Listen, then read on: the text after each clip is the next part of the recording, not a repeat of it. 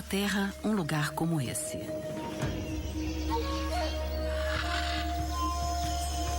Aqui, o assombroso é banal.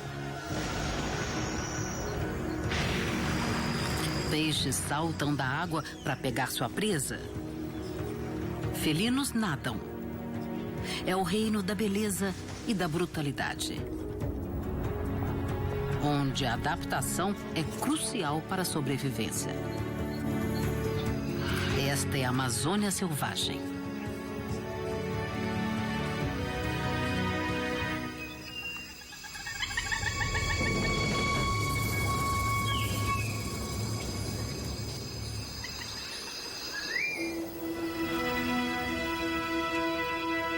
Estamos na Bacia Amazônica, um dos maiores habitats naturais do mundo. Aqui se encontra 1/10 de todas as espécies vegetais e animais do mundo. A maior floresta tropical do mundo é irrigada pelo mais potente dos rios, o Amazonas. São 6.000 quilômetros de comprimento. Essa região misteriosa finalmente revela alguns de seus segredos. Nos últimos 10 anos, uma nova espécie é descoberta em média a cada 3 dias. Mas a Amazônia está mudando depressa, ameaçando os animais e as plantas que se desenvolveram aqui durante milhões de anos. Precisamos conhecer melhor esse local notável antes que seja tarde demais.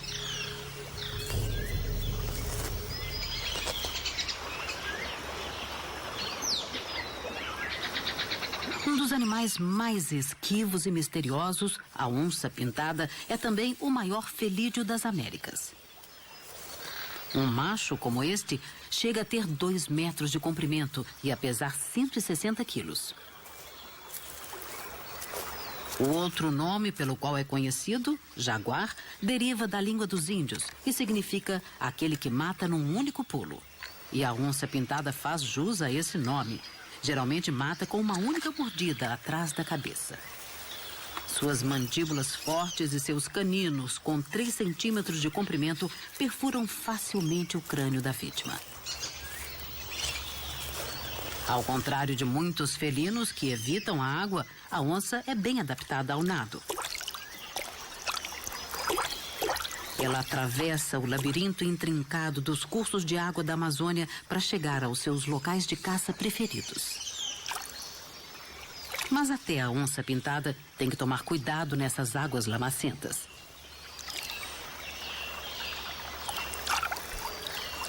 Aqui existem cobras gigantescas, como as jiboias.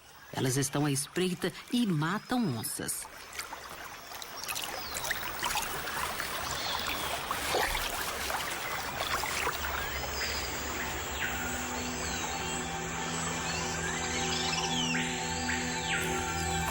Uma vez em terra firme, elas imediatamente começam a caçar.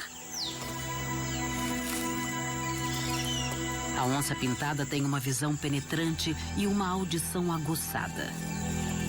Mas seus movimentos furtivos também são outra arma importante. É uma inimiga temível para os animais que compartilham seu habitat.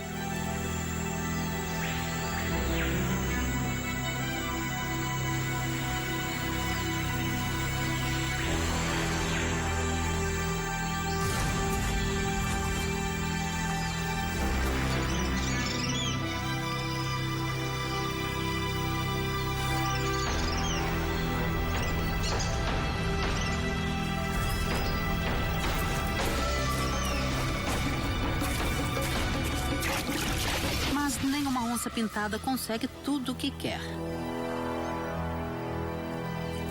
Ela pode ser uma grande predadora, mas isso não facilita sua vida. As pintas das onças são únicas, uma camuflagem ideal na selva densa. Mas fizeram desses felinos grandes uma presa ideal para o comércio de peles.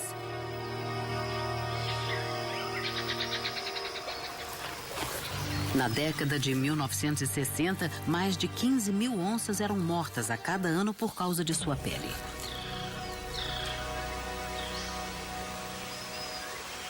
Esse comércio agora está proibido, mas a onça-pintada ainda está ameaçada.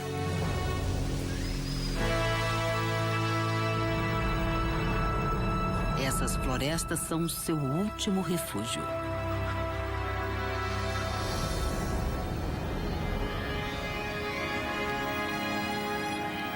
A bacia do Rio Amazonas domina o norte da América do Sul.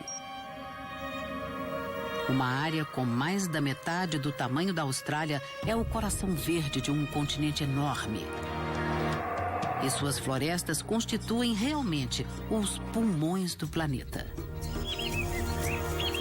Mas agora, depois de milhões de anos de adaptação, a vida selvagem da Amazônia está ameaçada pela mudança da floresta ao seu redor.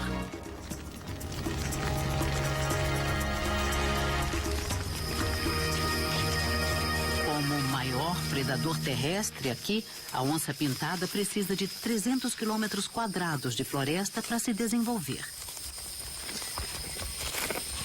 Os cientistas fazem o possível para obter uma estimativa melhor da população das onças pintadas, para saber como elas estão vivendo. Se puderem determinar o que está acontecendo com esse grande predador, vão entender melhor a rede interdependente da vida na floresta. Se as onças estiverem se desenvolvendo bem, deve haver muitas presas, o que seria um sinal de que o habitat também é saudável. Mas, primeiro, os cientistas têm que prender um animal. Eles acham que ainda há algumas onças pintadas nessa parte da floresta, mas em 4 anos só capturaram 3. Ou os felinos estão cautelosos demais para se deixarem pegar, ou a população aqui está perigosamente baixa. Eles preparam as armadilhas e agora tem que esperar. As estações mudam até numa floresta tropical. Em dezembro, formam-se as nuvens pesadas, anunciando o início das chuvas fortes. É a última chance para um grupo de aves de atrair a atenção de uma fêmea antes das chuvas. O colorido irapuru laranja age como um semáforo, sinalizando para qualquer fêmea de passagem que ela deve parar e examiná-lo.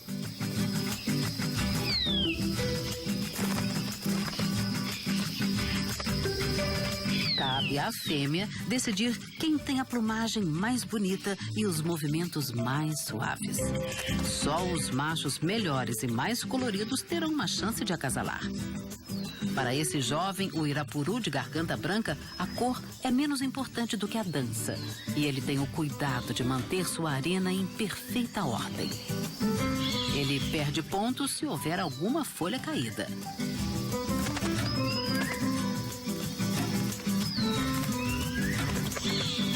A folha tem que ser arrumada rapidamente e com estilo.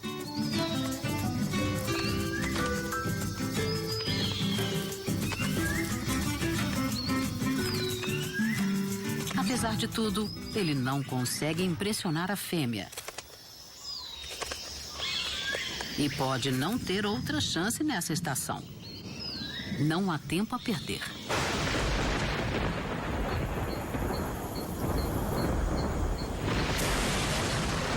No final de dezembro, as chuvas chegam com toda a força.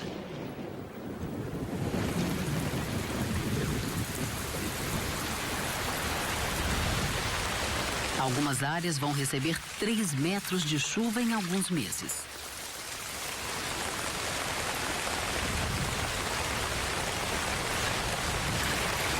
Os animais que vivem aqui vão se afogar se não se adaptarem.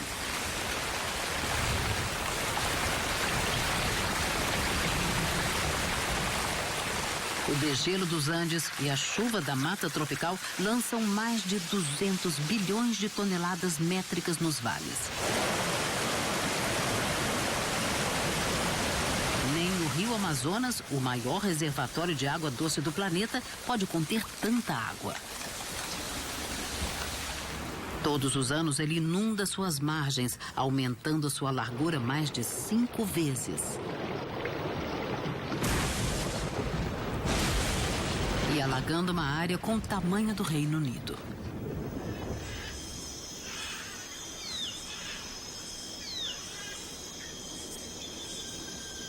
O dia nasce num mundo transformado.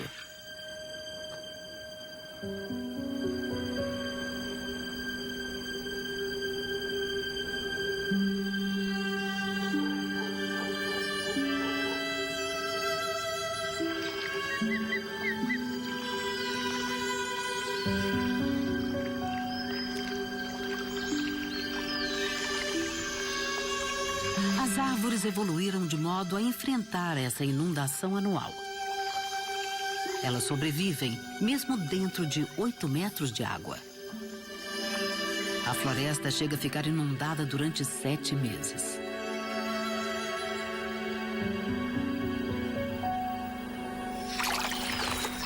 É um transtorno para os animais que vivem no solo da floresta e que têm que ir embora.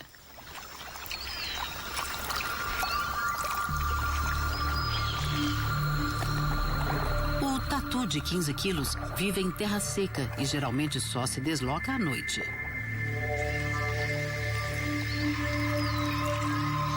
Forçada a sair de sua cova inundada, essa fêmea nada desesperadamente para se salvar. Ela corre um sério perigo. Predadores como o jacaré-açu cruzam os cursos d'água e ela pode afundar com o peso de sua carcaça. Se for preciso, ela consegue prender a respiração por alguns minutos e até andar no leito do rio. Para atravessar esse canal largo, ela engole ar e infla seu estômago, criando um salva-vidas temporário. Mas nadar tanto é exaustivo e rondam predadores famintos.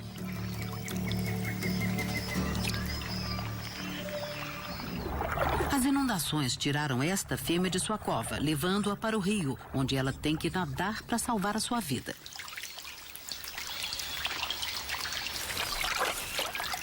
Dessa vez ela teve sorte.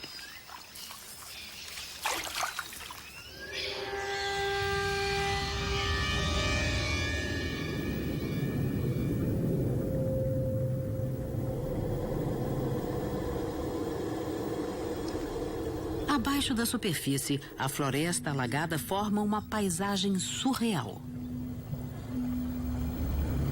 Alguma coisa nada entre os galhos onde as aves antes voavam. É um peixe-boi procurando alimento e abrigo.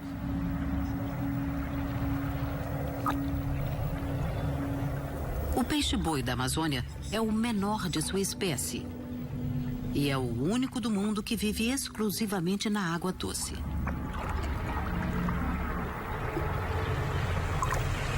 Um metabolismo incrivelmente lento permite que ele fique 20 minutos embaixo d'água até precisar voltar à tona para respirar.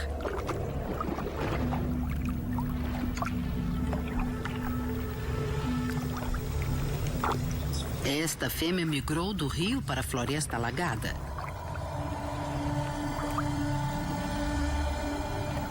Gramíneas flutuantes e aguapés vicejam nessa época e ela devora a vegetação nova. Ela chega a comer até 15% de seu peso por dia. Muita vegetação ajuda a fêmea de peixe-boi a produzir bastante leite para o filhote.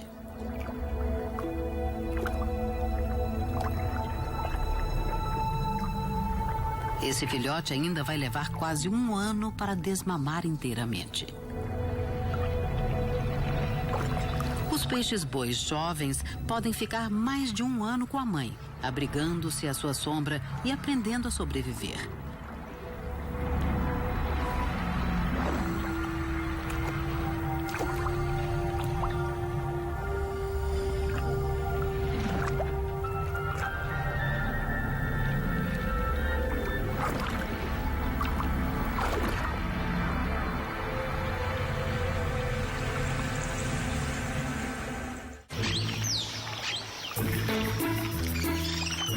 Nesse ambiente luxuriante, a competição por alimento pode ser feroz.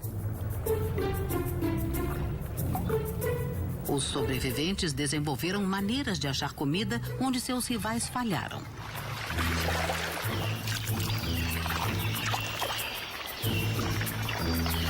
Um peixe encontrou uma solução incrível.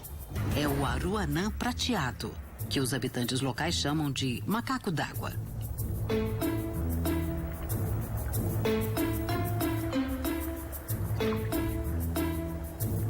Ele pesca tanto dentro como fora da água.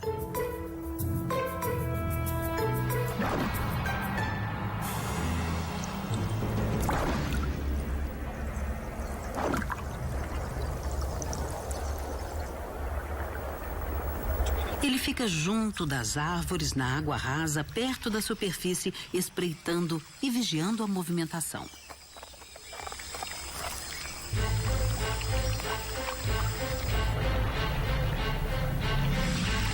Quando localiza o alvo, o aroanã sai da água e salta no ar.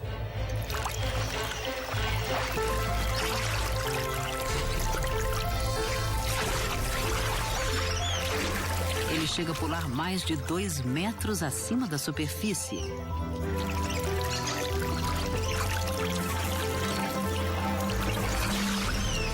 E obtém uma vantagem crucial na corrida pelo alimento.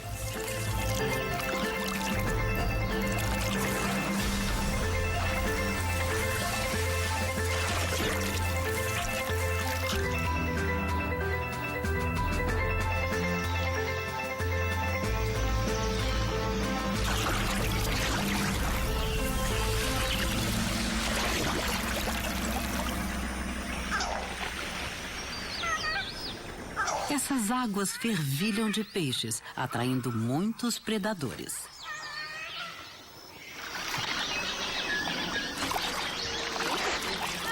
A Amazônia é o último bastião para as ariranhas gigantes, uma espécie ameaçada que chega a atingir quase 2 metros de comprimento. Elas vivem e caçam em grupos grandes. Esse grupo de 10 animais é uma família extensa, encabeçada pela mãe e pelo pai. O bando é bem-vindo para os índios caiapós, que vivem rio abaixo. Assim como os peixes que comem, as ariranhas gigantes só se desenvolvem em rios limpos e saudáveis. Sua sobrevivência está sendo ameaçada à medida que o maior rio do planeta se torna mais poluído.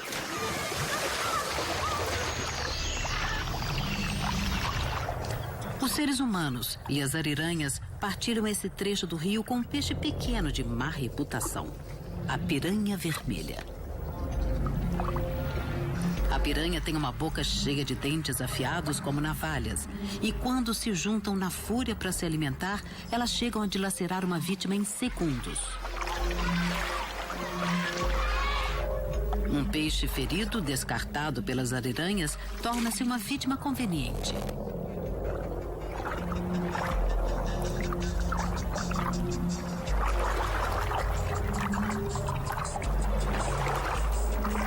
O som e a movimentação atraem a atenção delas, mas a verdadeira isca é o sangue. Os caiapós sabem que é seguro para eles nadar aqui. Apesar do que se diz, as piranhas não se interessam muito por seres humanos.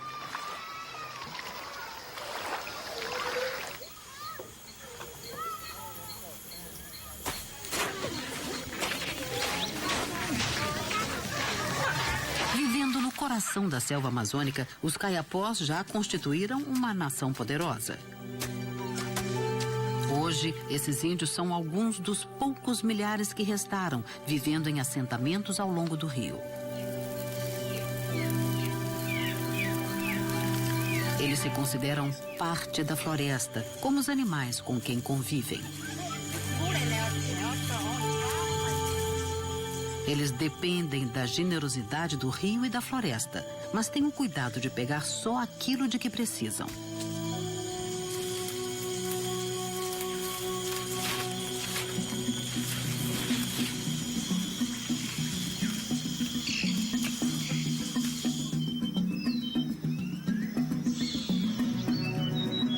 Nessa estação, os rios alagados constituem o único caminho para se penetrar na selva densa.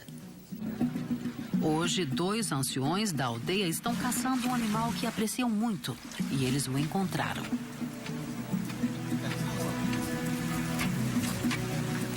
É o tatu de 15 quilos. Eles acreditam que as plantas e os animais da floresta têm uma energia universal em comum que deve ser mantida em equilíbrio. Por isso, respeitam todos os habitantes da floresta e são gratos por suas dádivas.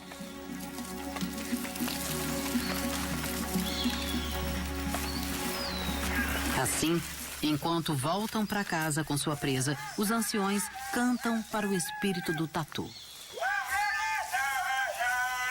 Eles agradecem por ajudar a tribo a sobreviver pelo menos mais um dia.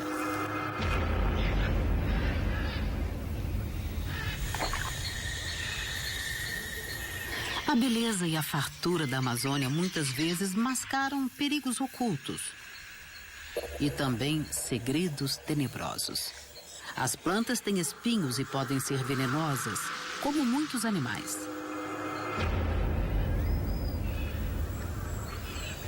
Essas florestas não são o Jardim do Éden, mas um campo de batalha pela sobrevivência. E seus habitantes têm que se adaptar a seus perigos. Os desenhos coloridos dos sapos venenosos só significam uma coisa: não se aproximem. Substâncias químicas tornam sua pele amarga e de gosto desagradável. Isso pode explicar por que a fêmea se arrisca a pôr apenas alguns ovos numa folha muito exposta. Com o tempo, os ovos se tornam girinos e começam a se mexer. Isso faz com que os filhotes fiquem ainda mais vulneráveis. A movimentação alerta os predadores. Por isso, seu pai monta guarda durante as primeiras semanas de vida dos sapinhos. Os predadores aprenderam que a cor e os desenhos do sapo significam uma refeição desagradável. Os girinos também podem ter um gosto ruim, mas não por enquanto. A sobrevivência dos filhotes depende agora da proteção do pai e de uma última tarefa que vai ajudar a garantir o futuro da prole.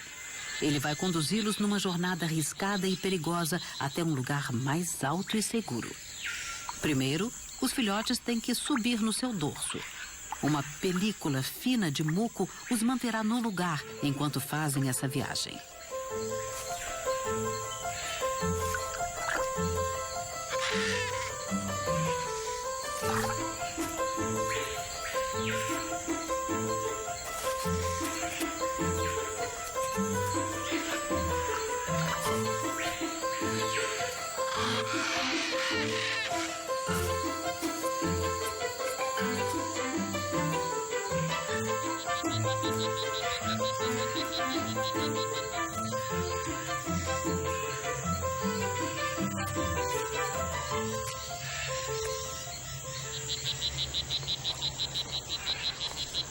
Poças de água da chuva formadas nas bromélias proporcionam um esconderijo seguro para os girinos em desenvolvimento.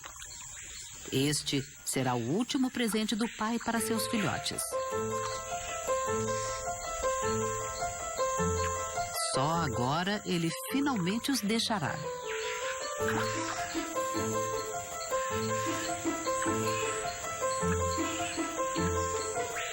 As poças garantem um refúgio seguro e a água nutritiva vai alimentar os girinos durante os 3 meses seguintes. Os sapinhos então vão adquirir sua própria defesa tóxica e o ciclo vai recomeçar.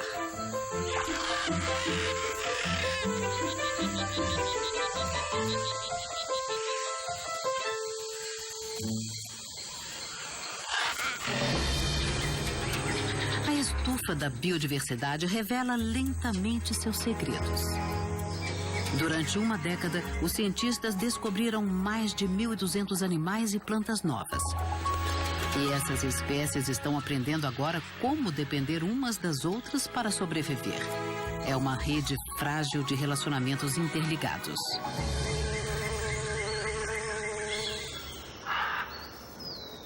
Durante as chuvas pesadas, muitas árvores da floresta tropical florescem. Seu néctar rico atrai abelhas e outros insetos.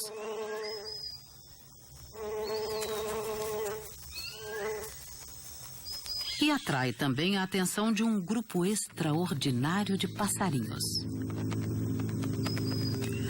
beija-flores só são encontrados nas Américas.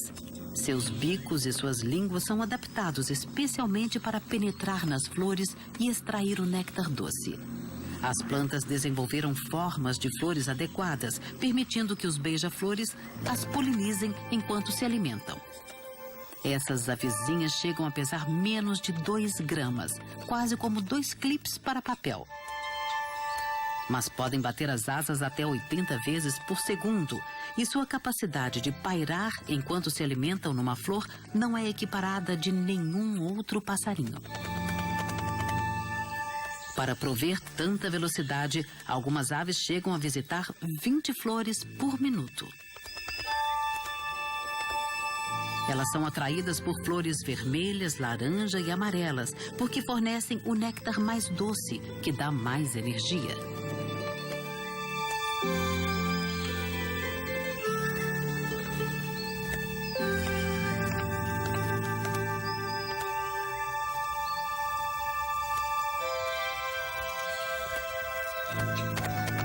É durante a estação das chuvas que muitas espécies reproduzem e criam seus filhotes.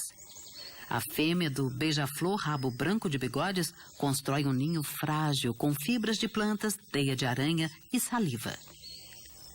Para alimentar seus filhotes famintos, ela voa constantemente entre o ninho e as flores, voltando com uma mistura nutritiva de insetos e néctar. Ela fará a mesma coisa para um segundo filhote assim que ele nascer. Essa alimentação intensa chega a durar 28 dias, até que os filhotes tenham força suficiente para deixar o ninho. Para animais que vivem em tal velocidade, eles necessariamente não morrem jovens.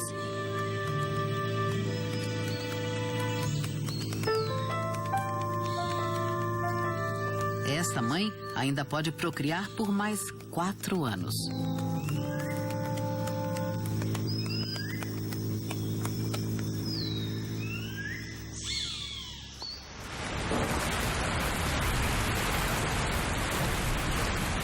Estamos agora em abril. Depois de quase 5 meses, as chuvas pesadas diminuíram. Os dias ensolarados são mais frequentes agora. O palco está montado para um evento extraordinário, uma das parcerias mais raras na Amazônia.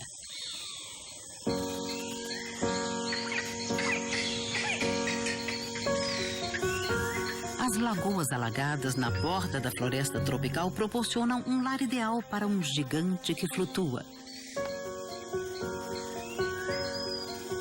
A Vitória Régia é realmente um colosso. É a segunda maior planta de folha única do mundo. Ela cresce depressa, até 25 centímetros por dia, e chega a aguentar 60 quilos. Esse jacaré de 2 metros utiliza-se dela para tomar sol. E as folhas formam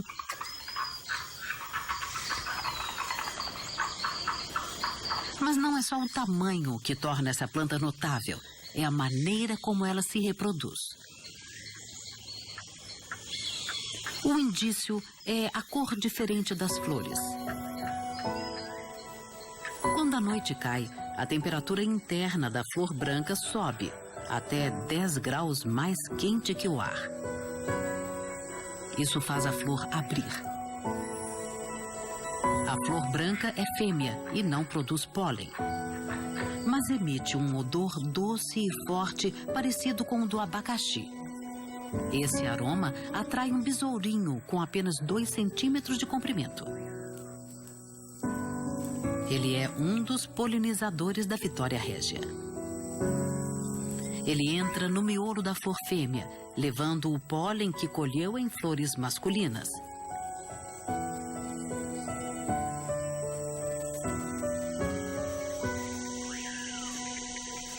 Quando o alvorecer se aproxima, a flor esfria e fecha, prendendo os besourinhos que ainda estiverem dentro. Mas isso não é um problema. Eles estão a salvo do calor e dos perigos. E o que é melhor, passam o dia se banqueteando com o néctar. Enquanto o besourinho come, o pólen cai nas partes reprodutoras da flor.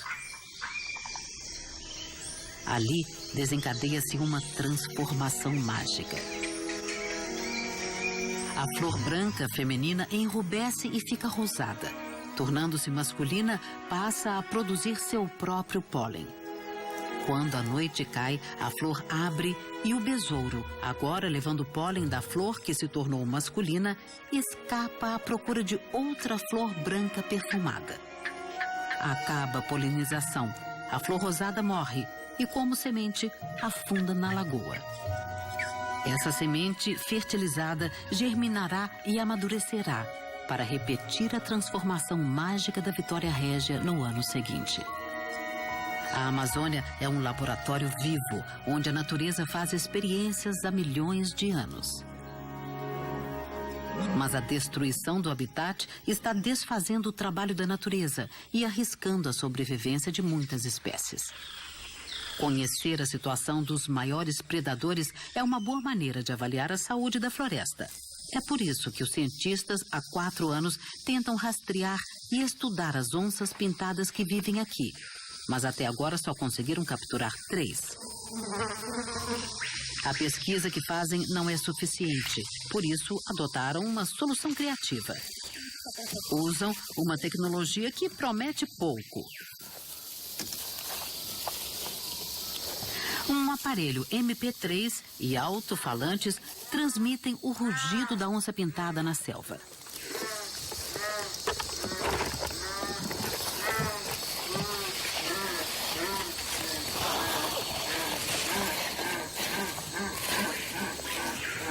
Os cientistas esperam que um felino curioso venha investigar. É uma tentativa, mas eles estão sem opções e as onças pintadas estão acabando.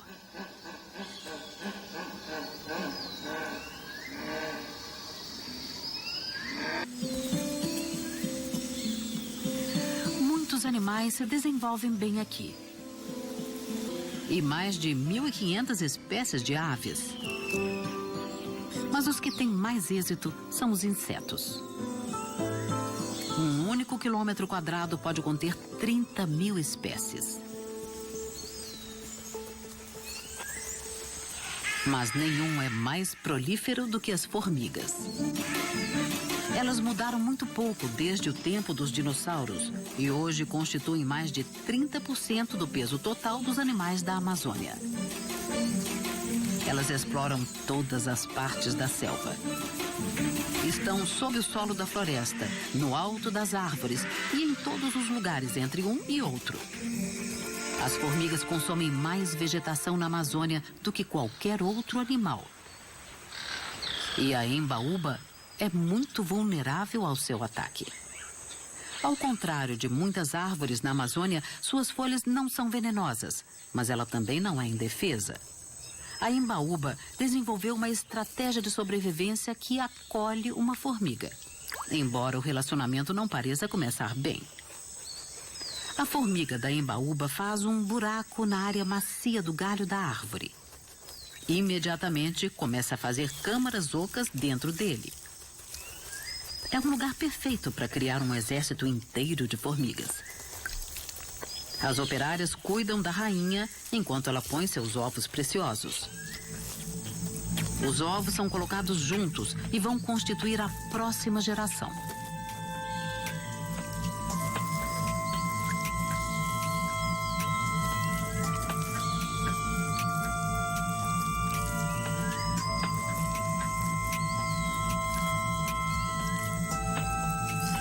Existe também um terceiro parceiro nesse relacionamento. São as cochonilhas. Elas se alimentam com os açúcares encontrados na parte interna da casca das árvores. Quando as formigas manipulam as cochonilhas, um pouco desse açúcar escorre de seus corpos e é comido pelas formigas. Mas por que será que a árvore tolera essas invasoras?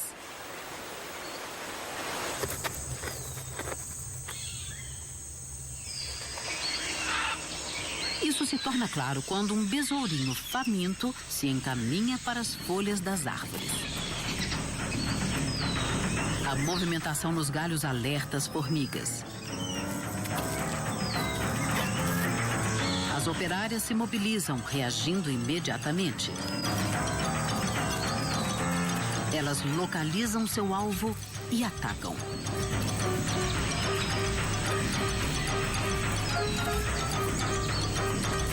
As formigas têm uma mordida feroz e se prendem nas partes moles do besourinho.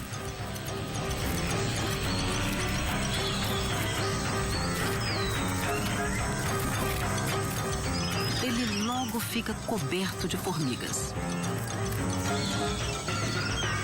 Ele luta pela vida contra um exército que está defendendo sua casa. A única saída para o besourinho é uma retirada rápida. As formigas podem desfrutar da hospitalidade da árvore desde que tirem apenas aquilo de que precisam.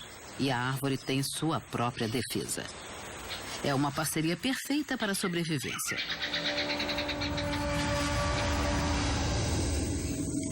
O dossel das árvores mais altas da floresta tropical pode chegar a 50 metros acima do solo. É tão inacessível que muitas de suas criaturas permanecem um mistério. Quando os cientistas têm uma chance de explorá-las, frequentemente descobrem alguma coisa nova. Só na última década foram descobertos 9 primatas novos. A imensa quantidade de habitats no dossel pode acomodar uma grande quantidade de primatas.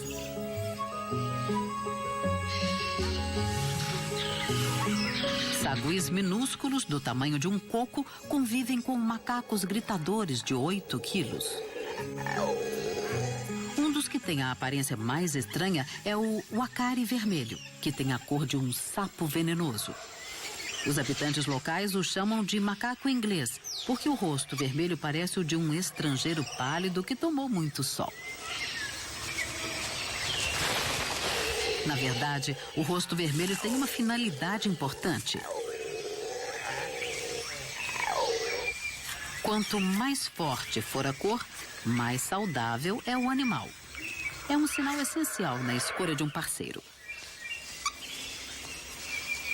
Quando as árvores frutificam, os uacaris passam a maior parte do tempo se alimentando na parte superior do dossel.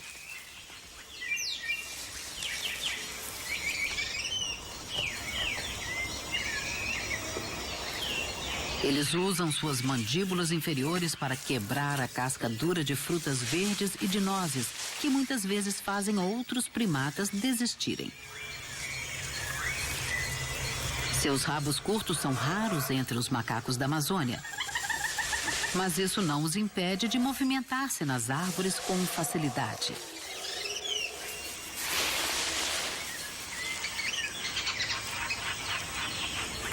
Os membros de uma família se catam para fortalecer os laços e estabelecer a hierarquia social.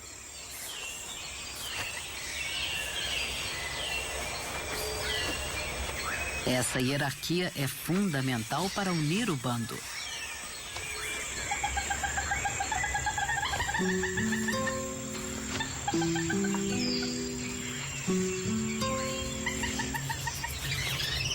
Os machos jovens estabelecem seus relacionamentos por meio de brincadeiras e de imitações de lutas. Às vezes é difícil distinguir umas das outras.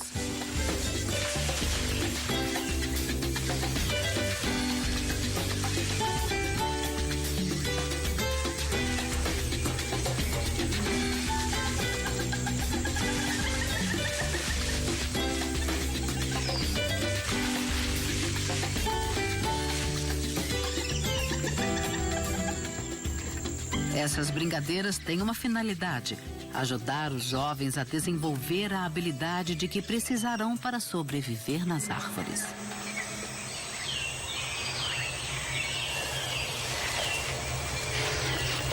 A estação da seca está se aproximando e o bando precisa aproveitar o restante da inundação.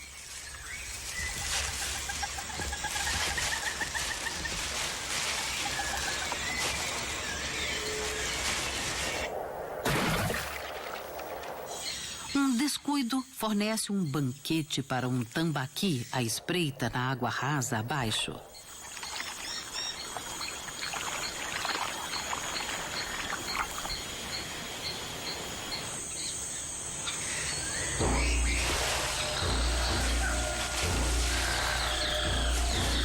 Mas o mundo verde e luxuriante das árvores também oferece perigos. Um macaco de cheiro localiza um gavião real e dá o alarme, alertando todos os que estão por perto.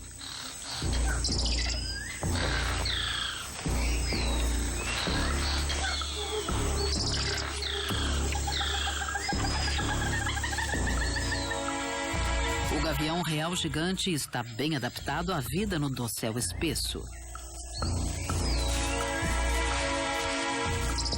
É muito bem capaz de arrebatar um macaco no galho. Um macho decidido com um filhote para alimentar é uma ameaça especial e ele voa grandes distâncias para encontrar comida. Seu ninho fica a mais de 3 quilômetros de distância no alto de uma árvore gigantesca. O cumaru chega a atingir 50 metros de altura. Os habitantes locais usam sua casca e suas sementes como remédio para curar tudo, de mordida de cobra a dor de ouvido.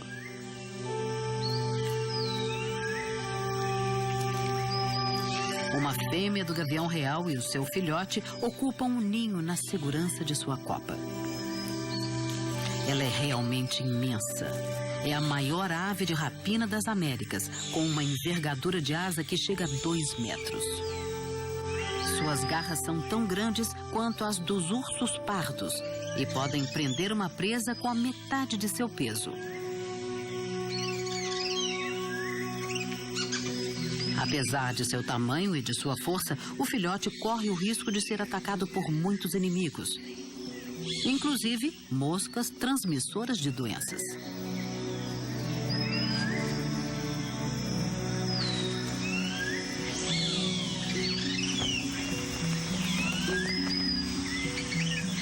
Assim como nas tribos nativas, parece que a mãe entende um pouco dos benefícios das plantas para a saúde.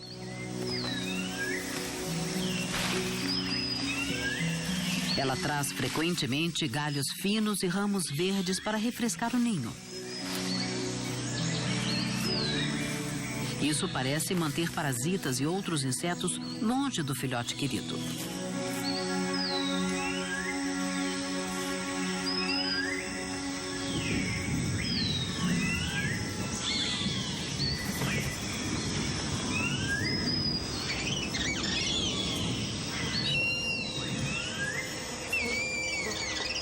Mas há outras ameaças para as quais ela não tem defesa.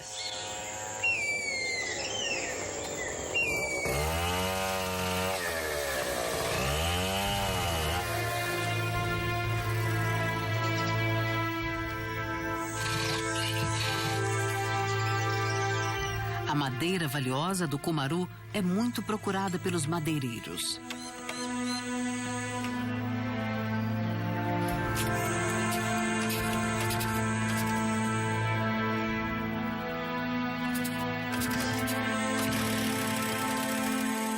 O homem pode não ser o rei dessa selva, mas pode reinar com uma serra de cadeia na mão.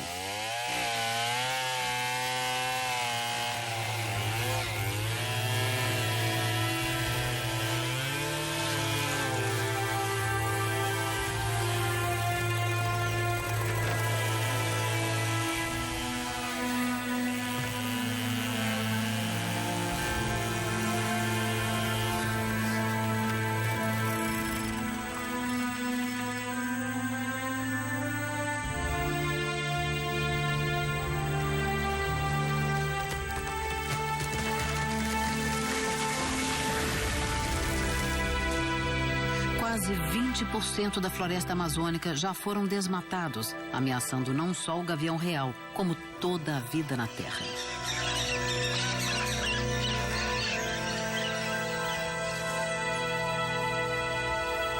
A floresta é um grande depósito de carbono. Sua destruição lançaria quantidades enormes de dióxido de carbono na atmosfera. E isso contribui para a mudança climática global. Com o desaparecimento das árvores, cresce a ameaça no planeta. E a vida selvagem na Amazônia corre grande risco.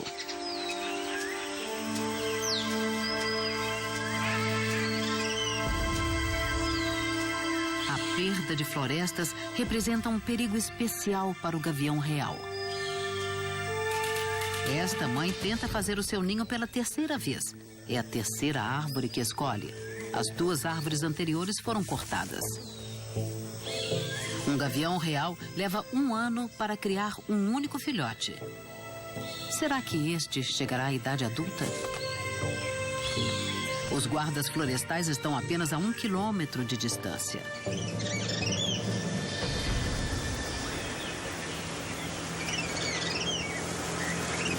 A estação muda e agora começa a seca. Os níveis d'água estão caindo. Com o recuo da água dos alagamentos, as onças pintadas vão expandir suas caçadas.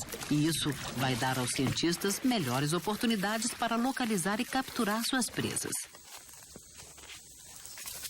Eles querem saber mais sobre o comportamento dos grandes felinos e avaliar a saúde geral nessa parte da Amazônia.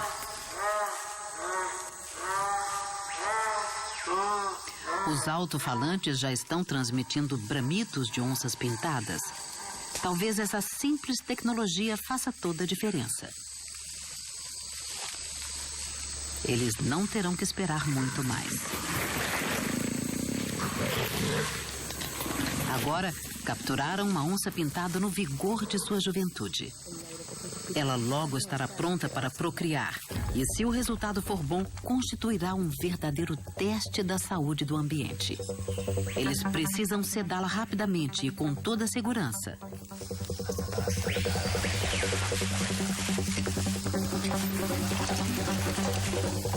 Essa é a parte mais perigosa do projeto, tanto para os cientistas como para o animal.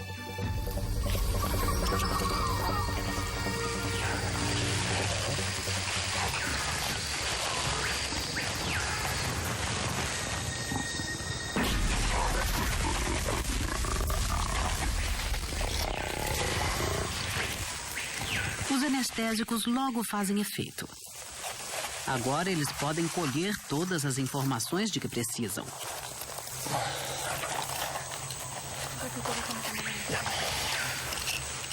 Coleiras com rádio e rastreadores com GPS vão permitir que os cientistas sigam os movimentos da onça pintada na floresta. Essa pesquisa fornecerá indícios de seu comportamento durante a estação da seca que está para chegar e ajudará os cientistas a entenderem melhor como ela sobrevive no seu domínio secreto.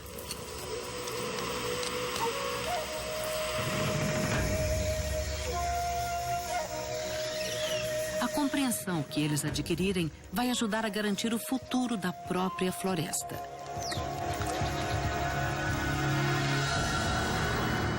A Amazônia é cheia de perguntas que esperam uma resposta. Mistérios a serem esclarecidos. Haverá uma mudança incessante. Com o fim dos alagamentos, a floresta ressurgirá. As aves voltarão para os galhos que abrigavam peixes. Histórias assombrosas sobre adaptação explicam milhões de anos de sobrevivência nessa região. Mas a Amazônia resistirá às mudanças que ocorrem no mundo?